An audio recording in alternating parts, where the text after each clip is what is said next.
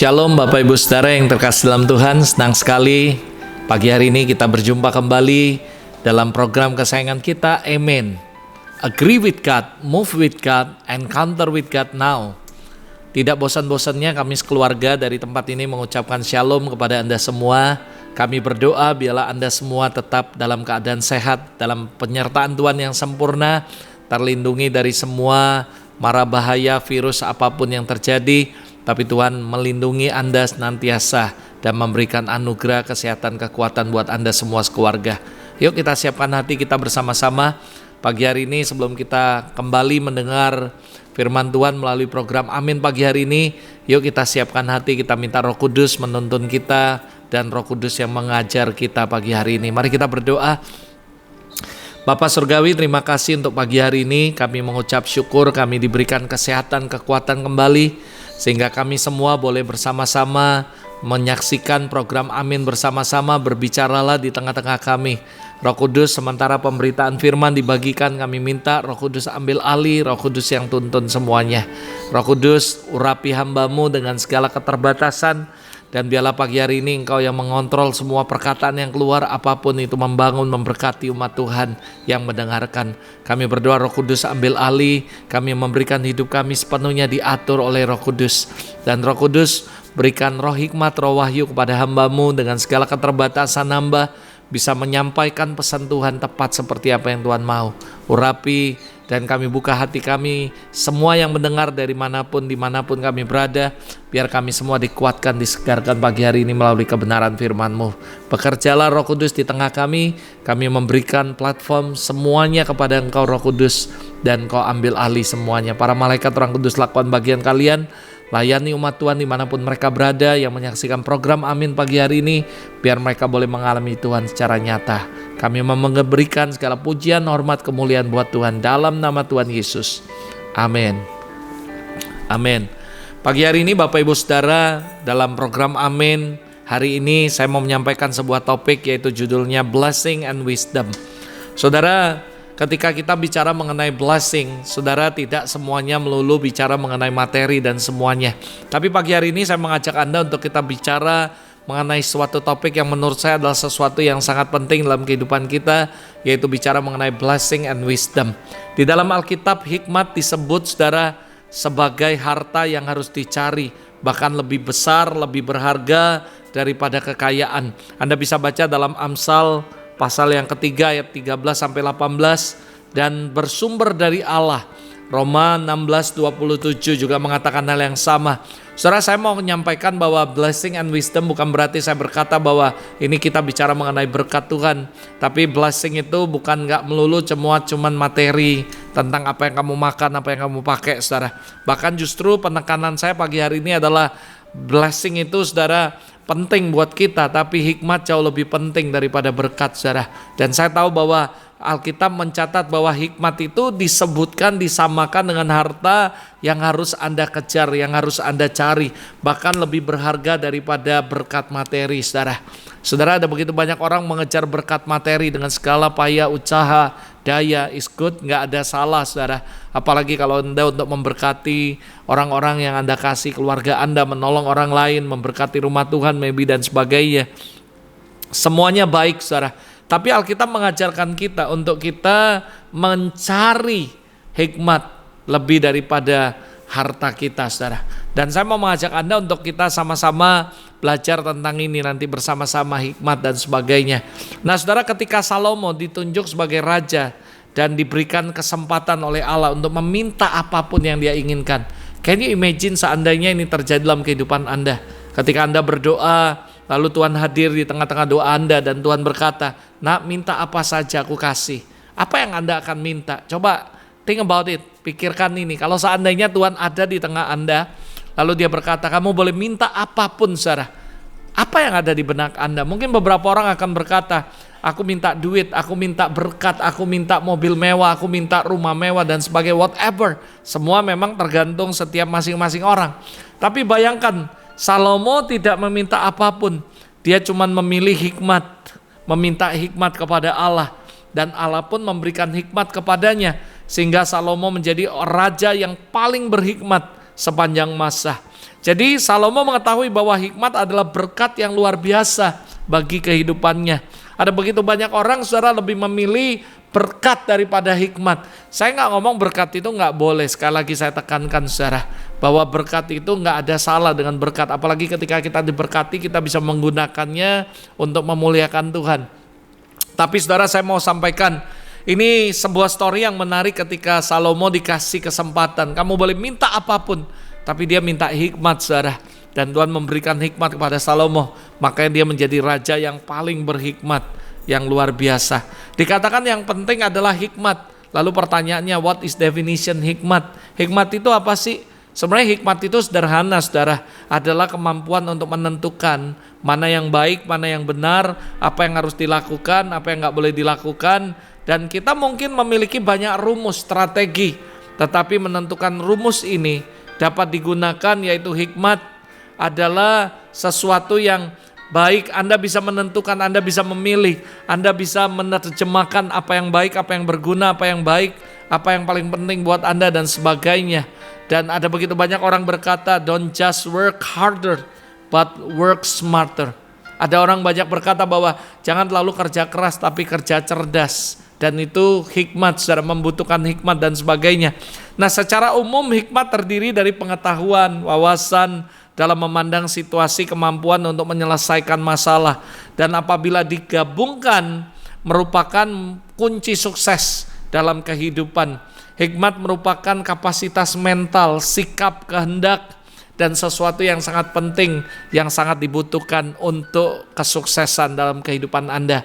Baik dalam sukses berumah tangga kita butuh hikmat, sukses dalam bisnis kita butuh hikmat, sukses dalam pelayanan kita butuh hikmat. Dalam semua aspek hidup kita sangat membutuhkan hikmat, saudara. Saya mengajak Anda untuk baca beberapa ayat. Yang pertama Kolose pasal 2 ayat 1-3 berkata seperti ini. Karena aku mau supaya kamu tahu betapa berat perjuanganku, yang perjuangan yang kulakukan untuk kamu dan untuk mereka yang di Laodikia dan untuk semuanya yang belum mengenal aku pribadi, supaya hati mereka terhibur dan mereka bersatu dalam kasih, sehingga mereka memperoleh segala kekayaan dan keyakinan pengertian, yaitu mengenal rahasia Allah, yaitu Kristus. Sebab di dalam Dialah tersembunyi segala harta hikmat dan pengetahuan, saudara. Saudara, dikatakan bahwa rahasia hikmat tersembunyi di dalam Kristus. Jadi kita harus mencari Kristus dahulu, bukan yang lain. Baru kita akan mendapatkan harta yang lain, saudara. Jadi apa fungsi hikmat, saudara? Kebanyakan dari kita mungkin tidak mengetahui apa fungsi hikmat. Apa sih keuntungan yang akan kita dapat kalau kita mendapatkan hikmat? Jawabannya saudara bisa baca nanti 2 Timotius 3 ayat 16 dan ke-17. Di sini ada rahasia hikmat.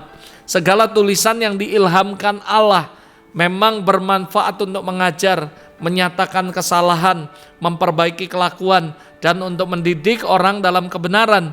Dengan demikian tiap-tiap manusia kepunyaan Allah diperlengkapi untuk setiap perbuatan baik. Jadi dari ayat ini 2 Timotius ini saya menyimpulkan ada beberapa fungsi hikmat. Yang pertama jelas untuk belajar, saudara. Dengan hikmat kita membutuhkan hikmat kalau kita mau belajar apapun dalam hidup kita. Baik itu belajar hal-hal yang spiritual, hal-hal yang rohani, maupun hal-hal yang jasmani, hal-hal kehidupan sehari-hari, dalam rumah tangga, dalam managing, dalam semuanya Anda membutuhkan hikmat. Jadi fungsi hikmat yang pertama adalah untuk belajar. Yang kedua dikatakan juga dalam 2 Timotius ini untuk menyatakan kesalahan kita, memperbaiki kelakuan kita. Jadi hikmat juga berfungsi untuk menyatakan kesalahan kita, memperbaiki kelakuan kita, saudara. Dan hikmat juga untuk mendidik kita supaya hidup dalam kebenaran, saudara. 3 ini adalah merupakan fungsi hikmat yang Anda harus ngerti bahwa hikmat membantu Anda untuk belajar. Hikmat membantu Anda untuk menyatakan kesalahan dan memperbaiki kesalahan. Hikmat juga untuk mendidik kita untuk supaya kita bisa hidup dalam kebenaran, saudara. Lalu hal-hal yang lain yang saya mau ngajak Anda untuk kita discuss, kita sharing. I want to share to you about all the wisdom dan apa itu fungsi hikmat. Dan yang berikutnya saya mengajak Anda untuk mengetahui mengapa sih, what is the reason kita membutuhkan hikmat, saudara. Karena buat saya reasonnya kuat sekali. Yang pertama, hikmat memberikan rasa aman dan stabil, saudara. Amsal 3, 21 sampai 26 kalau Anda baca, menyatakan bahwa mengapa kita membutuhkan hikmat. Hikmat akan memberikan rasa aman, stabil dalam kehidupan kita. Lalu saudara, yang kedua, hikmat membangun keluarga yang kuat dan bahagia. Kalau Anda mau membangun keluarga yang kuat, strong family dalam kehidupan Anda, strong ministry, Anda membutuhkan hikmat, saudara. Anda mau membangun kebahagiaan dalam rumah tangga Anda butuh hikmat, saudara. Amsal 24 ayat 3, Amsal 10 ayat 1, Amsal 19 ayat 13. Di situ menjelaskan bahwa membangun keluarga yang kuat dan bahagia, Anda membutuhkan hikmat, saudara. This is the reason mengapa kita butuh hikmat. Lalu hikmat juga membuat karir kita berhasil. Amsal 14:35, Amsal 7 ayat 2, Kejadian 34, 3 sampai 4 menjelaskan bahwa hikmat membuat karir Anda berhasil, saudara.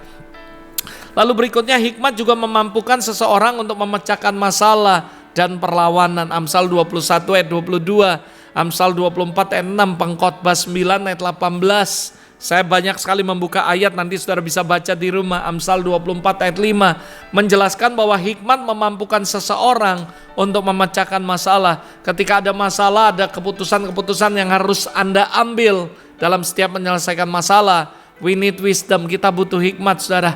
Lalu alasan berikutnya, hikmat juga membantu kita seperti yang saya katakan, work smarter, not harder. Kita dibantu oleh hikmat, tidak kerja keras mati-matian, tapi kita kerja cerdas, saudara. Hikmat membantu kita untuk bekerja lebih efektif, efisien, saudara. Pengkhotbah 10 ayat 10. Hikmat juga bisa membedakan kita dari rekan-rekan kita. Amsal 35 ayat 39, Amsal pasal 3 ayat 35.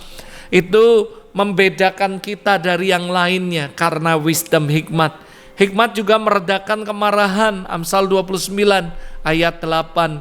Hikmat juga mempengaruhi kesehatan kita sebenarnya. Amsal 14 ayat 30. Hikmat juga memberikan perlindungan. Amsal 2 ayat 11 sampai ayat yang ke-16.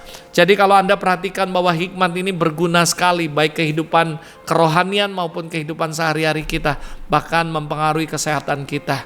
Jadi this is the reason kenapa hikmat itu penting. Kenapa kita membutuhkan hikmat, saudara?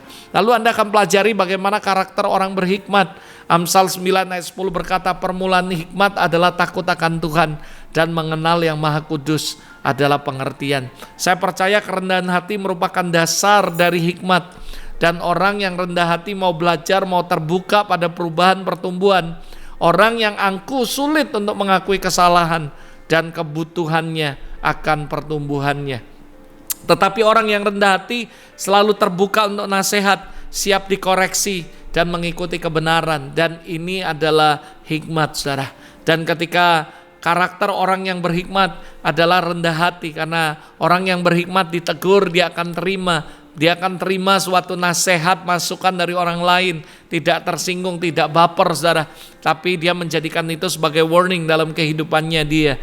Dan takut akan Tuhan menjadi ciri khas daripada orang-orang yang berhikmat, saudara. Karena saya percaya Matius 7 ayat 24 mengajarkan kita, ngingatkin kita, setiap orang yang mendengar perkataanku dan melakukannya, ia sama seperti orang yang berhikmat, orang yang bijaksana, yang mendirikan rumah di atas batu. Saya percaya orang yang berhikmat memiliki karakteristik rendah hati, memiliki karakteristik yang terbuka, mau menerima masukan, mau dibentuk, mau diarahkan Tuhan, dan mau mendengarkan Tuhan. Orang yang memiliki hikmat akan selalu mendengarkan dan melakukan firman Tuhan.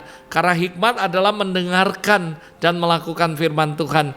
Orang yang mau mendengarkan dan melakukan firman Tuhan juga disamakan dengan orang yang rendah hati, selalu ngandalin Tuhan dan mencakup penilaian, yaitu menjadi orang Kristen yang dewasa.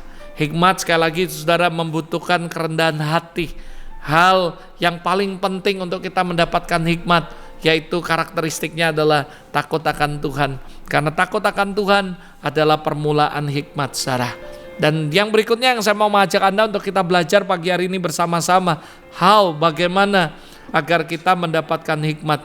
Berapa banyak dari saudara yang pagi hari ini berdoa, Tuhan, aku mau hikmat, aku butuh hikmat. Dan saudara, ini adalah cara-cara menurut Alkitabiah, apa sih, gimana caranya supaya kita bisa mendapatkan hikmat? Bagaimana pastor supaya saya memperoleh hikmat dalam kehidupan saya? This is the reason, ini beberapa hal yang penting yang Anda dan saya harus lakukan supaya Anda bisa mendapatkan hikmat dalam kehidupan Anda.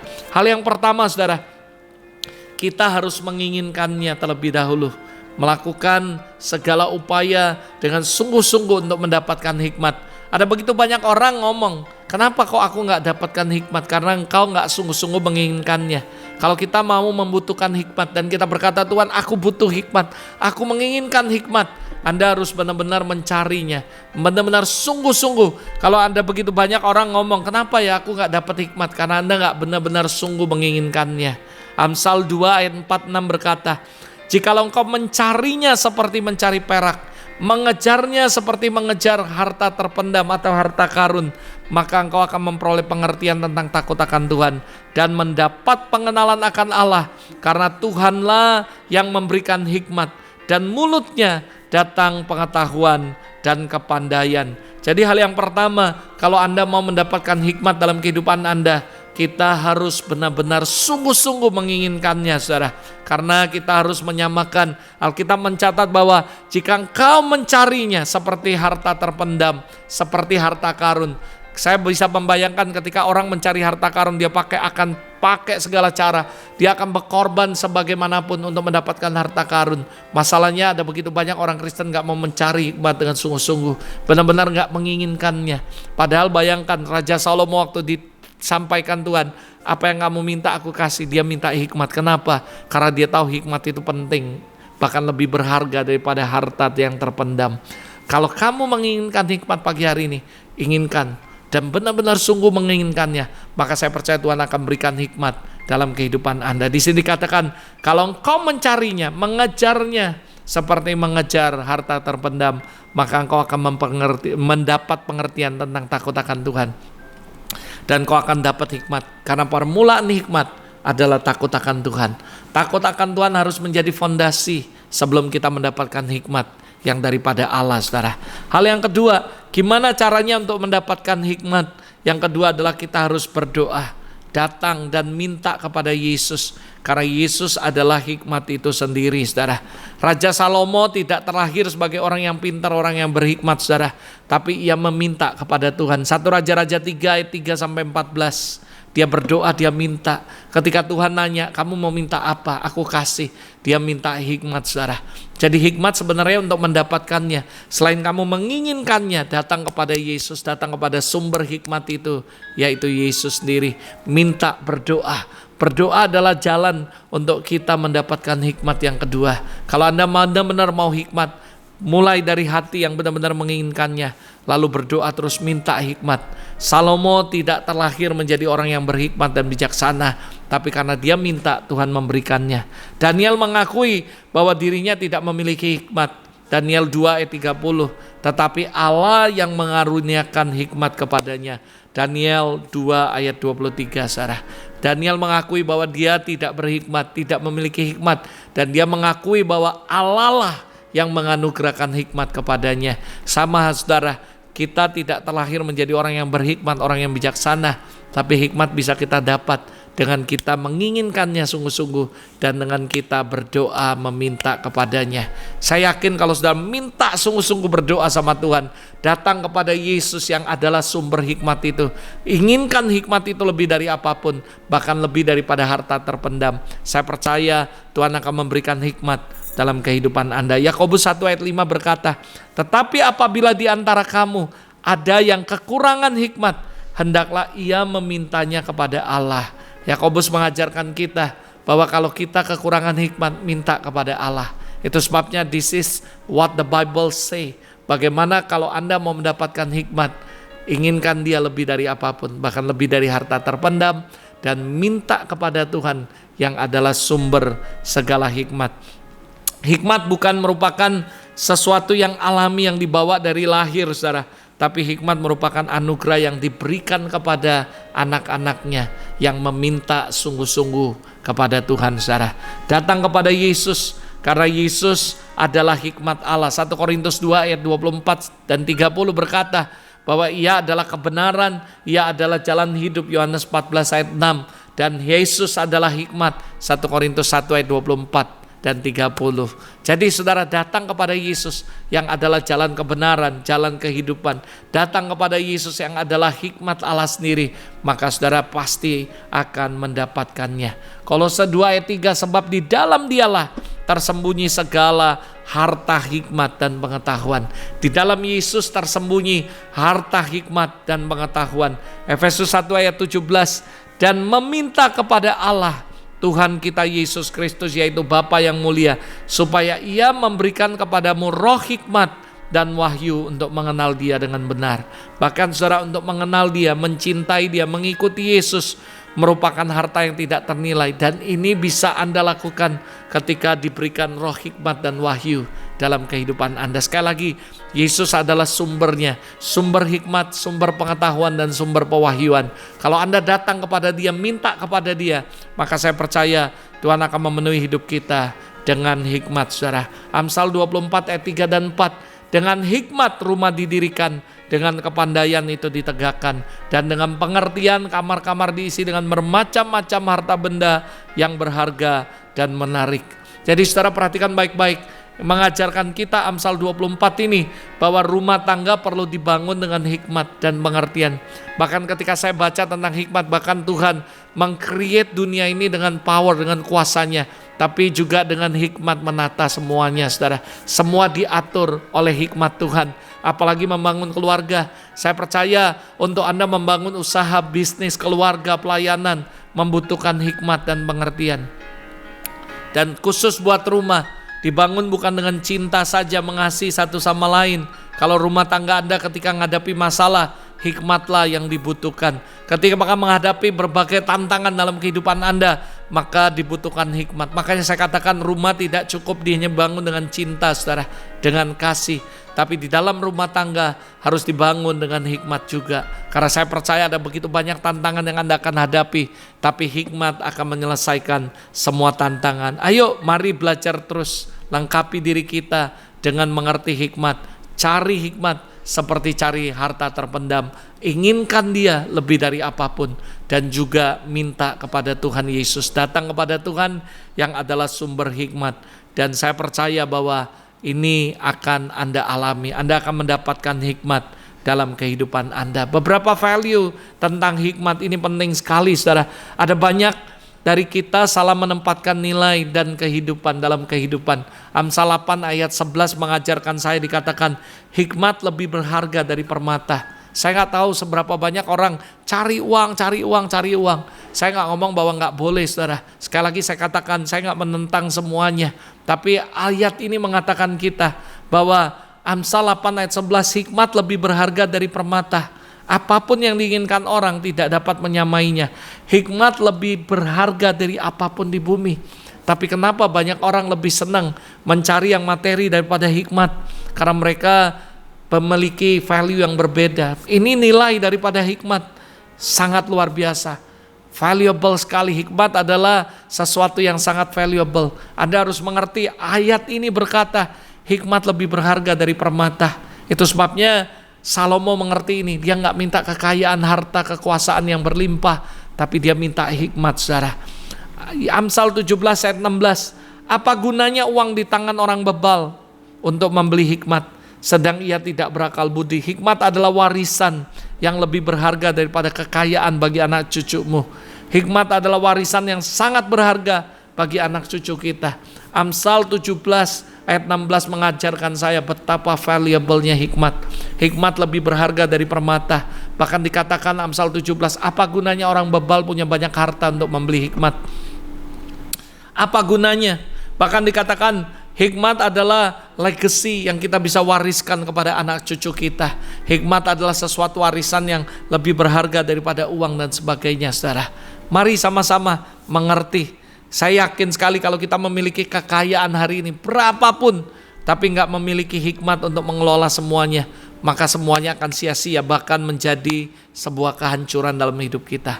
Saya melihat begitu banyak orang diberkati secara luar biasa, tidak memiliki hikmat untuk mengelolanya, dan lambat laun uangnya habis. kekayaannya habis, hartanya habis, dan akhirnya dia nggak punya hal yang bisa diwariskan kepada anak cucunya, saudara. Amsal 3 ayat 16-18 berkata, hikmat memberikan kepadamu umur yang panjang, kekayaan, kehormatan. Hikmat lebih penting, lebih berharga dari permata, lebih berharga dari waris, lebih berharga dari apapun. Karena hikmat akan memberikan kepadamu umur yang panjang. Dengan hikmat kamu bisa menentukan apa yang boleh kamu makan, apa yang gak boleh kamu makan, gimana cara jaga kesehatan, gimana melakukan ini, olahraga perlu gak, dan sebagai hikmat penting. Dan hikmat akan membuat Anda mendapatkan umur yang panjang, saudara. Dan hikmat juga memberikan Anda kekayaan. Hikmat akan membawa Anda kehormatan. Hikmat membuat hidupmu senang. Hikmat membuat hidupmu sejahtera. Orang yang berpegang teguh pada hikmat akan mengalami hidup yang sejati dan hidup yang bahagia, saudara. That is the Bible say. Alkitab berkata, Amsal 3, 16, 18, hikmat memberikan kepadamu umur panjang, kekayaan, dan kehormatan. Jadi sekali lagi, hikmat akan menuntun kita untuk menerima semua kebahagiaan, kesejahteraan yang tertulis dalam kitab Amsal tadi, saudara. Lalu pertanyaan terakhir, bagaimana kita bisa menerapkan hikmat dalam kehidupan sehari-hari? Ini adalah bagian terakhir yang saya mau share buat Anda. Bagaimana kita menerapkan hikmat dalam kehidupan kita sehari-hari. Yang pertama, hikmat diterapkan, diaplikasikan, diimplementasikan dengan humility, kerendahan hati.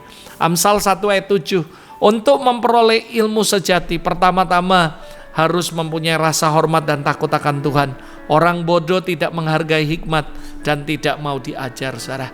Saudara, bagaimana kerendahan hati ini mengaktifkan yang namanya hikmat dalam kehidupan Anda? Bagaimana menerapkan hikmat dalam kehidupan sehari-hari, dalam pelayanan, dalam bisnis, dalam usaha, bahkan dalam rumah tangga kita, dalam kehidupan sehari-hari? Humility sangat dibutuhkan.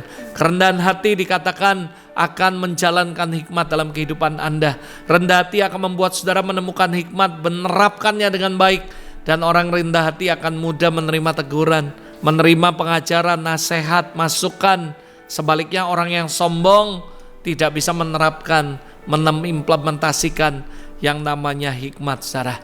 Jadi hikmat dijalankan, diterapkan, diaplikasikan dengan kerendahan hati, saudara.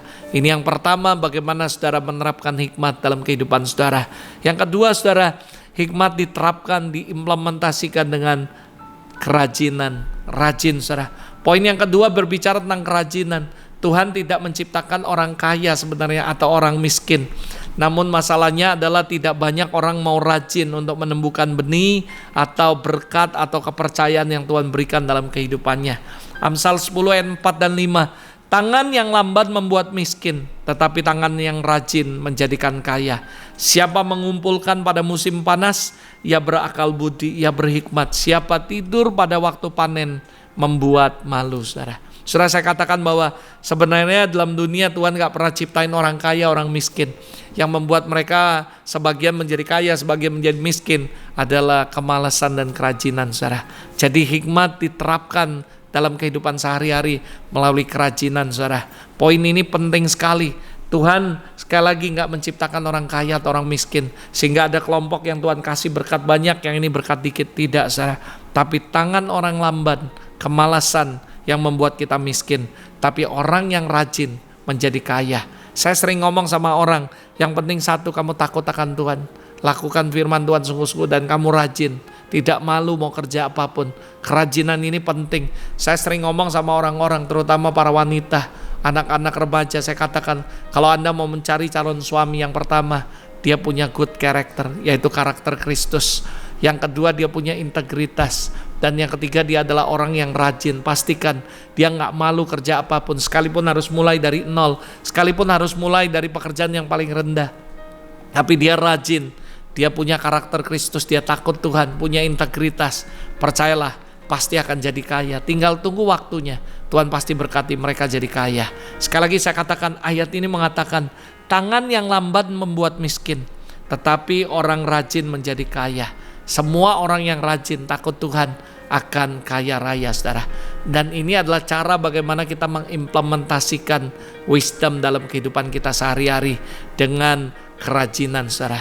Dengan kerajinan, saudara, maka saya percaya implementasi daripada hikmat akan jadi dalam kehidupan Anda. Yang berikutnya terakhir, lalu saya akan tutup, implementasi menerapkan dalam kehidupan sehari-hari dengan melibatkan Tuhan. God, saudara, hikmat berasal dari Tuhan, munculnya juga dari takut akan Tuhan, dan hikmat yang sesungguhnya hanya berasal dari Allah. Kejar Tuhan, implementasikan dengan Anda melibatkan Tuhan dalam setiap kehidupan Anda. Karena ingat, dasar daripada hikmat adalah takut akan Tuhan, dan hikmat itu sendiri adalah Yesus. Karena Yesus adalah sumber segala hikmat. Yesus itu sendiri adalah rahasia hikmat, di mana di belakangnya, di dalam kehidupan Yesus ada begitu banyak hikmat, roh wahyu, pewahyuan, dan semua hal yang terbaik ada dalam kehidupan Yesus. Libatkan Dia dalam implementasikan hikmat dalam kehidupan sehari-hari. Libatkan Tuhan dalam setiap keputusan, libatkan Tuhan dalam setiap pelayanan, libatkan Tuhan dalam setiap rumah tanggamu. Maka saya percaya implementasi hikmat akan terjadi dalam kehidupan Anda. Libatkan Tuhan dalam semua aspekmu. Ayub 12 ayat 12 dalam bahasa Indonesia masa kini berkata, kabarnya hikmat ada pada orang yang tinggi umurnya, tetapi hikmat dan kekuatan ada pada Allah saja. Konon pengertian ada pada orang lanjut usia, namun pengertian dan wewenang ada pada Allah juga. Saudara, saya percaya Job 12 ayat 13 dalam terjemahan The Message berkata, true wisdom and real power belong to God. Dikatakan true wisdom, hikmat yang sebenarnya belong to God. Jadi saya percaya kalau Anda melibatkan Tuhan dalam mengimplementasikan hikmat dalam kehidupan sehari-hari, maka saudara akan mengalami hikmat yang luar biasa. Ingat sekali lagi, true wisdom belong to God. Jadi hikmat yang sebenarnya, hikmat yang kebenaran, hikmat yang sejati ada di dalam Tuhan. Dan saya percaya ketika Anda melakukan ini, saya jamin saudara akan mengalami hikmat. Sekali lagi saudara, ingini hikmat, bahkan lebih daripada harta terpendam. Dan saya mau kasih kesimpulan dari sesuai judul ini, bahkan hikmat is a greater blessing yang Tuhan berikan dalam kehidupan Anda. Dan sekali lagi, apalagi di masa pandemik ini, ada begitu banyak keputusan-keputusan yang harus kita ambil dalam banyak hal. You need wisdom. Dan saya percaya wisdom is a greater blessing yang Tuhan berikan dalam kehidupan kita. Yang percaya katakan amin. Yuk kita tundukkan kepala sama-sama. Bapak Surgawi, terima kasih untuk hari ini. Hamba-Mu sudah selesai menyampaikan firman-Mu mengenai blessing dan wisdom. Bahkan kami katakan bahwa wisdom is a greater blessing from you, Lord. Hari ini aku berdoa, tambahkan hikmat dalam kehidupan kami. Tuhan, kami butuh hikmat dalam mengambil semua keputusan, dalam pelayanan, dalam kehidupan, dalam rumah tangga, dalam semua aspek hidup kami. Kami membutuhkan hikmat. Dan kami berdoa Tuhan, kami menginginkan hikmat. Kami mau Tuhan hikmat. Kami angkat tangan kami dan kami minta hikmat-Mu. Penuhi kami dengan hikmat. Hamba berdoa Tuhan hari ini, bless your people with your wisdom. Dengan hikmat daripada Engkau, tambahkan hikmat dalam kehidupan kami ya Tuhan. Terima kasih Bapak. Kami mengucap syukur dan menyerahkan semua ke dalam tangan-Mu. Kami mengucap syukur Bapak. Tuntun kami, ajar kami, arahkan kami. Dan mampukan kami supaya kami bisa mengimplementasikan hikmat dalam kehidupan kami sehari-hari ya Tuhan.